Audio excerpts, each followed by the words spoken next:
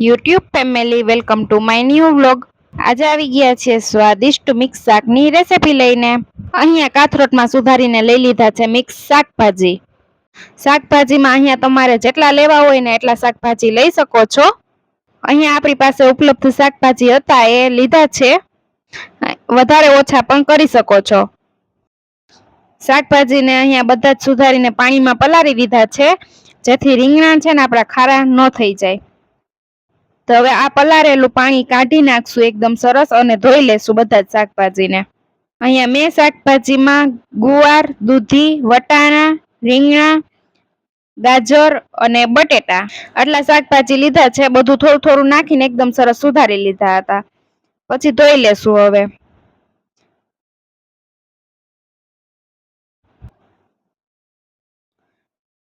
અહીંયા આપણું શાકભાજી એકદમ મસ્ત ધોવાઈને રેડી થઈ ગયું છે. તો હવે કરી નાખશું વઘાર. વઘાર માટે ગેસની ફ્લેમ ઉપર રાખી દીધું છે કુકર અને એમાં નાખ્યું છે તેલ ગરમ થવા માટે. હવે લીધું છે લીલું લસણ અને આદુનો ટુકડો લીધો છે. નમક નાખીને એકદમ સરસ પેસ્ટ બનાવી લેશું. અહીંયા આપણું તેલ ગરમ થઈ ગયું હતું. તો સૌપ્રથમ નાખીએ છીએ વઘારમાં જીરું. હવે લીધી છે લીલી ડુંગળી. અહીંયા લીલી અથવા સૂકી બંને ડુંગળીનો ઉપયોગ કરી શકો છો. તો લીલી ડુંગળીનો ટેસ્ટ બેસ્ટ આવે છે, એટલે લીલી ડુંગળી લીધી છે. હવે થવા દેશું તેલમાં ફ્રાય. તો અહીંયા આપણી ડુંગળી છે ને પાકવા માંડી હતી. તો હવે એમાં નાખીએ છીએ આપણે વઘારમાં હિંગ.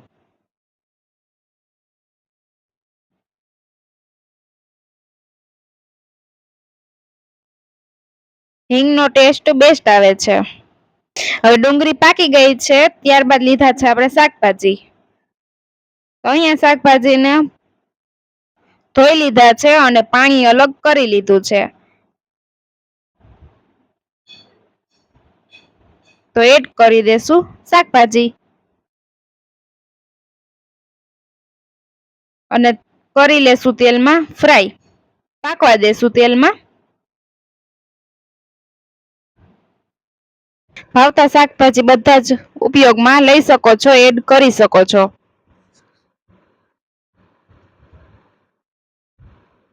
તો અહીંયા એકદમ સરસ છે ને તેલમાં થવા દેશું ફ્રાય. વચ્ચે વચ્ચે ફેરવતા રહીશું.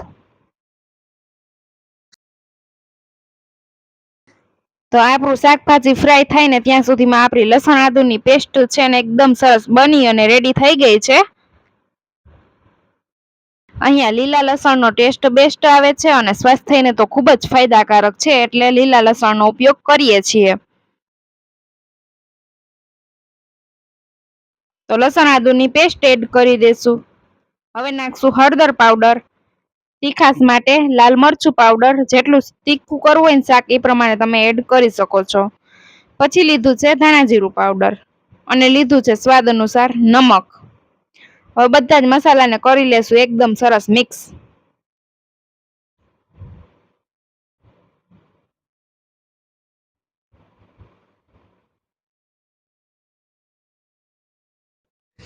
તો અહીંયા આપણો મસાલો છે ને એકદમ સરસ મિક્સ થઈ ગયો છે. તો હવે એડ કરશું ઝીણા સુધારેલા ટમેટા.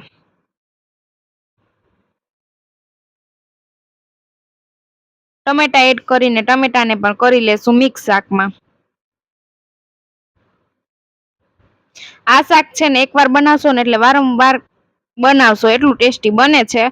અને ભાવતા શાકભાજી જે ઉપયોગમાં લેવા હોય વધારે ઓછા એ લઈ શકો છો.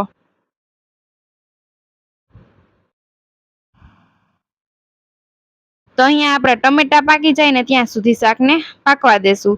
અને અહીંયા લીધો છે ગરમ મસાલો, બાદશાહ રજવાડી ગરમ મસાલો, જેનો ટેસ્ટ બેસ્ટ લાગે છે. અહીંયા શાકમાં આપણે આખા ગરમ મસાલાનો ઉપયોગ કર્યો નથી, એટલે બાદશાહ ગરમ મસાલો એડ કરી દેશું. સ્વાદમાં એકદમ બેસ્ટ લાગે છે ને શાકનો ટેસ્ટ છે ને વધી જાય છે. અહીંયા તમે કોઈ પણ ગરમ મસાલાનો ઉપયોગ કરી શકો છો. તો હવે છે ને કરી લેશું મિક્સ ગરમ મસાલો એડ કર્યા પછી. એટલે મસાલો છે ને એકદમ બરોબરનો આપણો ચડી જાય શાકમાં.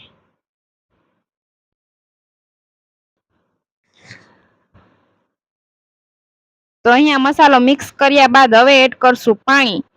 પાણી અહીંયા આપણું શાક પાકી જાય ને એટલું જ નાખશું, જેથી આપણી કુકરની 2 થી 3 સીટીમાં આપણું શાક રેડી થઈ જશે. આ શાકમાં છે ને ઊંધિયાનો જ ટેસ્ટ આવી જાય છે અને એકદમ સરળ રીતે મિનિટોમાં બની જાય છે. હવે આપણે પાણી એડ કર્યા બાદ કુકરની 2 થી 3 સીટી કરી લેશું. સ્લો ફ્લેમે શાક પાકી જાય એટલી જ વાર પાકવા દેશું. અહીંયા ફક્ત 3 જ સીટીમાં આપણું શાક છે ને એકદમ મસ્ત રેડી થઈ ગયું છે.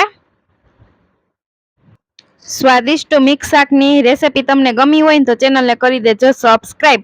એકદમ સરળ રીતે છે ને એકવાર બનાવશો તો વારંવાર બનાવશો એટલું ટેસ્ટી બને છે. અને આ શાકમાં ટેસ્ટની વાત કરીએ ને તો ટેસ્ટ છે ને ઊંધિયાનો જ આવી જાય છે, એકદમ બેસ્ટ આવી જાય છે અને ઘરના મસાલાથી જ આપણે રેડી થઈ જાય છે. તો શાક બની ગયું છે. તો હવે નાખશું ઉપરથી ઝીણી સુધારેલી ધોઈને ધાણા ભાજી એડ કરી દેશું, જેનો ટેસ્ટ છે ને બેસ્ટ આવે છે આપણા શાકમાં. તો ધાણા ભાજી નાખ્યા બાદ ધાણા ભાજીને પણ કરી લેશું મિક્સ.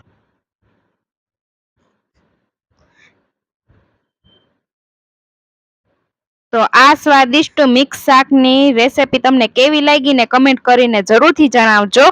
અને આખો લોંગ વિડીયો આપણે બનાવેલો છે, કેવી રીતે શાક બનાવવું એ પ્રોપર આપણે પૂરી માહિતી આપી છે. જો વિડીયો ગમ્યો હોય તો વિડીયોને કરી દેજો લાઈક કરી દેજો, શેર કરી દેજો અને ચેનલને તો સબસ્ક્રાઇબ કરી દેજો, જેથી અમારા અવનવા સ્વાદ સાથે ટેસ્ટી રેસીપી વિડીયો તમારા સુધી મળતા રહે. Like, share and subscribe.